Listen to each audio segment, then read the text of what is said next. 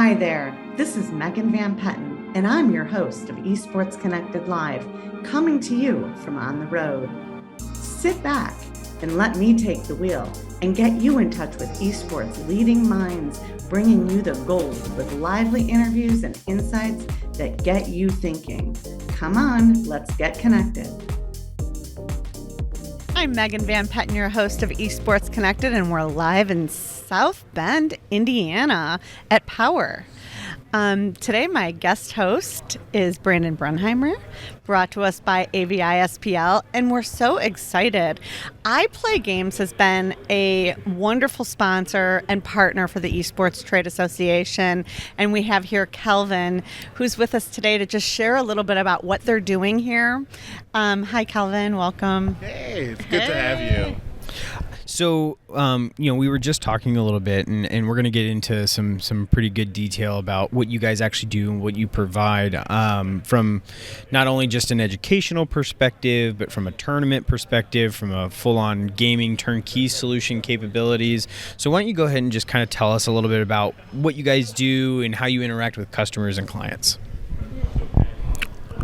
Oh, his mic's a little short.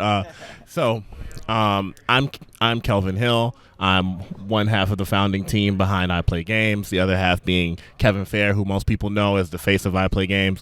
And what we do is we're, like you said, we're a turnkey solution to gaming, activation, rentals, tournaments, esports, and education.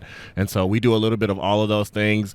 The last event that we did last week was Chicago Comic Con, or Chicago Comic Electronic Expo at C2E2 for short.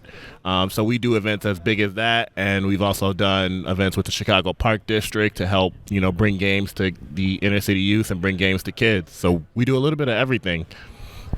Very cool. So from the technology perspective and what you guys are using, from everything from consoles to PCs to TVs to, do you guys do direct view LED? Do you guys do any kind of audio applications? So kind of like, what does a typical system look like for you guys? We do some audio applications, but we mainly just do the analog portion of bringing TVs, consoles, PCs, and gaming systems, and then staffing tournaments and setups in that way. And there are a couple of extra things that we do, but those are usually on a one-off basis, or usually when a client asks us for a special request. Which we love getting special requests because that allows us to expand our horizons in that regard. But we're jacks of all trades, so if you ask for it, we'll probably bring it. That's cool. So one of the bigger things that I would ask is, like, as game facilitators and tournament facilitators, being able to deliver all of the volunteers and employees to be able to support what that looks like. Do you need to have a large space, a small space? What does the footprint look like from a perspective of an end user for you guys? I'm not really sure. Like typical venue sizes. Typical venue size doesn't really matter to us. We've worked with everything as small as a single room to a huge, large ballroom.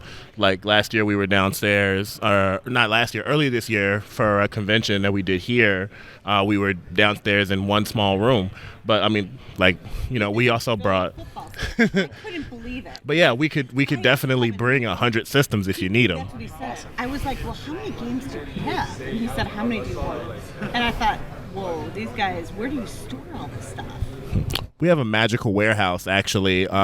It's in the middle of Chicago. You have to really believe in order to find it. Actually, it's like the. Where their stuff is. And I've been asking for a while because when I've seen your events, and I've seen them obviously at our event, Esports Next in Chicago, they had the whole floor, the second floor, and then I know you guys have done like the Skokie Park District, the Bears Stadium. Mm-hmm. Yeah, we've worked with the Chicago Wolves as well. Mm-hmm. Very cool.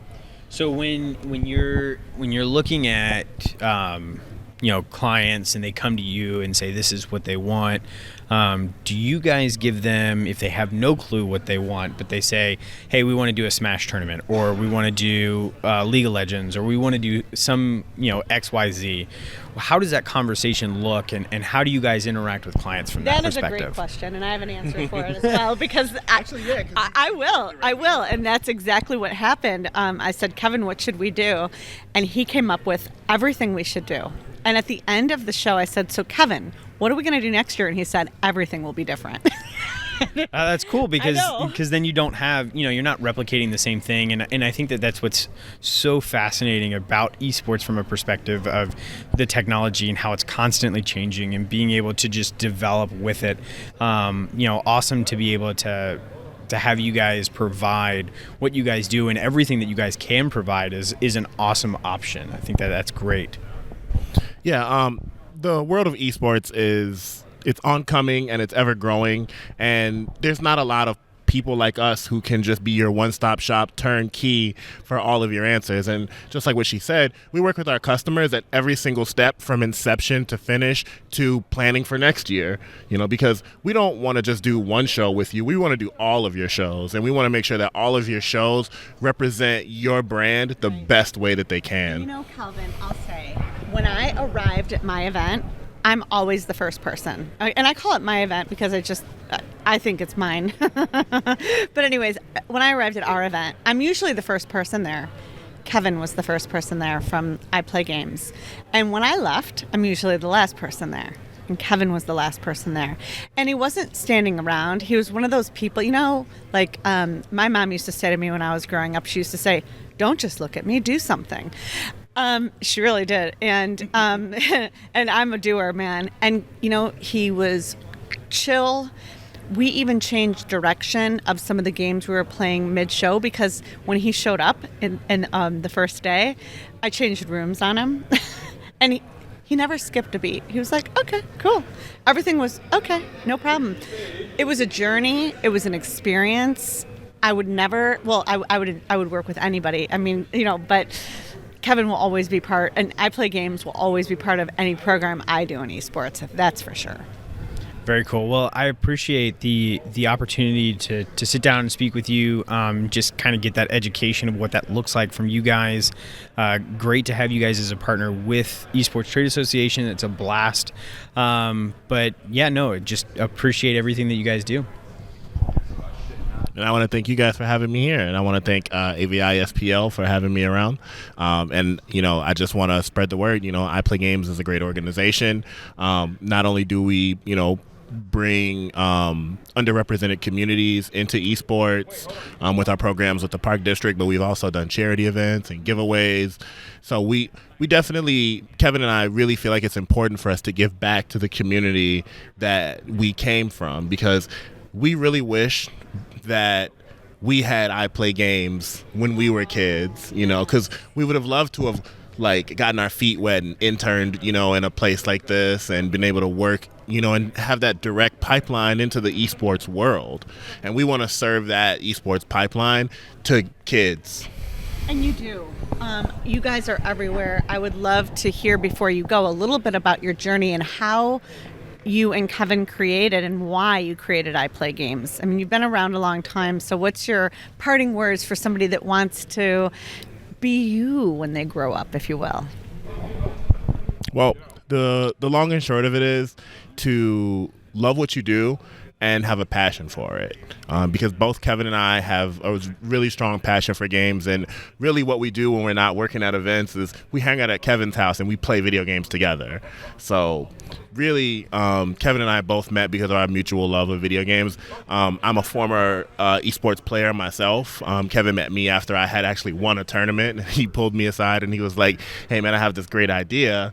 And we worked on a bunch of different iterations of it, and then little did we know, a year after that we would be hosting tournaments in bars and traveling across the United States and bringing games to people who had no idea that this could be a solution to their problems before. Because before we started, what people were really doing was they were gathering up all of their friends and be like, hey, you bring your PlayStation, you bring your PlayStation, you bring your PlayStation. And, there's no liability for that. There's no way to replace stuff when it goes wrong.